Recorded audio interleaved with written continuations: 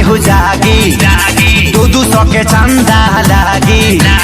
2000 भरी जुर्माना नया साल में घर जे भागी